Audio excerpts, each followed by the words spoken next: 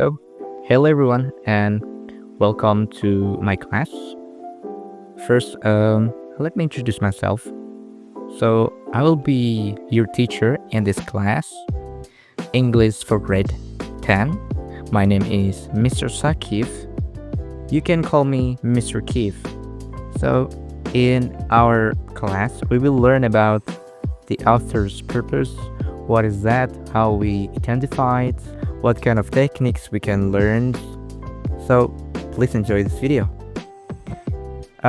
For the beginning, I want to ask you questions. Have you ever heard about author purpose? So, it's an open question. You can answer whatever you wanted. What do you think is author purpose? And if you have the answer, you can just put it on there at the very bottom. After that, we can move to our first meeting on our first material on author purpose. So we start from the definitions. The author purpose is the reason or goal for writing a piece of writing. It means how the author wants the reader to feel or what they want them to do. There are couple types of author purpose. First, to inform. The goal is to give information, facts, explanations, or help the reader understand something new. The second is to persuade, which the author wants to convince you as the reader. The third one is to entertain. The author writes to engage you, often by telling stories, evoking emotions, which to provide enjoyment. The fourth one is to describe. The author purpose is to give you detailed descriptions that allow you to visualize things. So you can try to read this paragraph at the beginning. And if you think that the author purpose from this paragraph is to describe, then you're correct. The author purpose of this paragraph is to describe, based from the vivid imagery to picture the sunset, which make you can visualize things. So that's our first, let's say, an opening to give you warm up. Next, there's a label product, but you can try to answer this by yourself. You can also respond to in the classroom. What do you think the purpose of this label tags about the honey product? So let's move to the video. You can watch a video. It's a 3-minute 40 seconds video about author purpose made by Man Bloming, which can give you an additional information if you haven't understand about the author purpose yet. Author's purpose. Quick. Purpose means intention. To know the author's purpose of to inform or to entertain. Spells P-I-E, pie. So that's probably it. You can continue watch by yourself. Let's continue to our next material on the meeting 2 about how do author purpose feel the work. So there's an important thing why we need to identify the author purpose.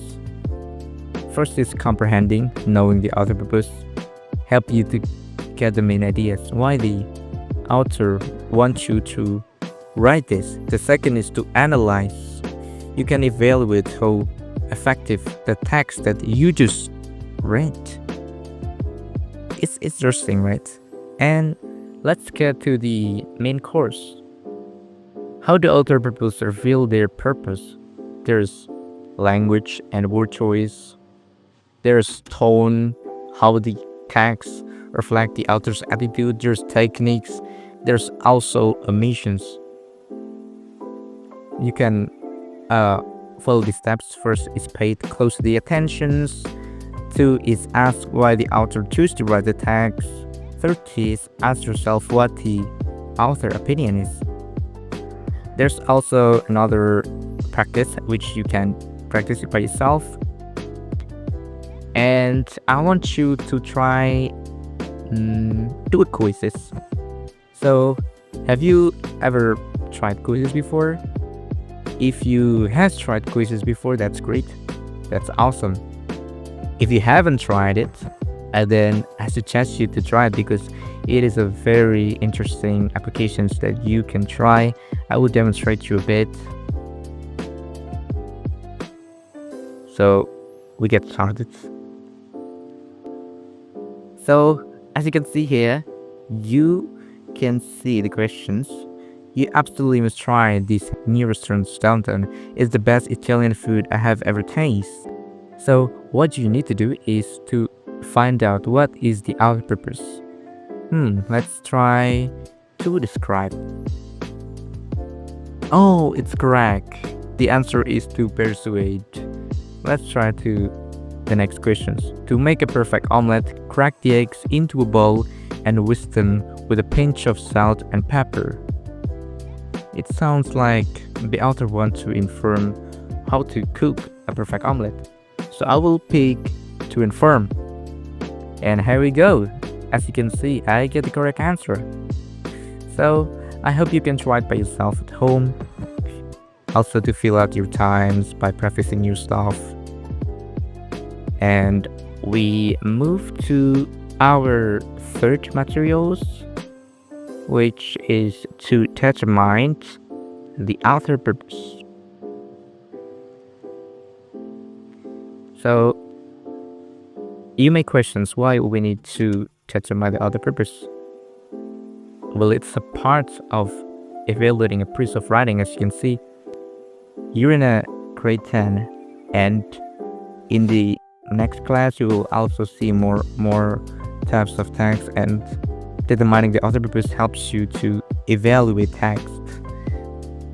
As an author, for instance, they come from a different angle, they come from a different point of view, so you can see how they see, why they write it. Step 1 is to read the piece. To determine the author's intent is simply read through the text. Reading through the piece will familiarize you with what author is saying. Step 2, ask why. Why? If the piece is largely informative, the author has written to inform. If the piece has particular agenda, then it's gonna be persuade. Or if the author is to describe, then it will be more like could be a verbal picture. The last step is to find out about the author. So let's move to the next. Oh yeah, I also have an assignment. You can work it with your pair to make it easier. There is a 2 text. First is about park wildlife. The second one is about California grapes. You can work in pair. It means in 2. A pair is meaning 2 by whatever. You can sit with the friend next to you, or you can pick whoever it is. You just simply need to find the outer purpose by using the techniques I just demonstrated to you. And for the meeting 4 and meeting 5, I have one more concise material. Comparing outer purpose. The last step. After you know what is outer purpose, the types of it, let's move to the comparing it. As you can see, there's 2 different informations that demonstrate. One is more like informations, one is more like opinions. There's a couple of steps too. The first one is to determine the purpose of each text. Step 2 is to identify which pieces of information are the same and different in each text. The third one is to identify how each author interprets the evidence. You can also see there's a paragraph which you can try again by yourself, so you don't get bored. And there's also quizzes on the meaning 4. This is the quizzes. So I think that's pretty much all. And the last one I have for the for the summative assessment, there's two texts. The first one is the really big hair, as you can see here, and the second one is the ancient farming. So what you need to do is to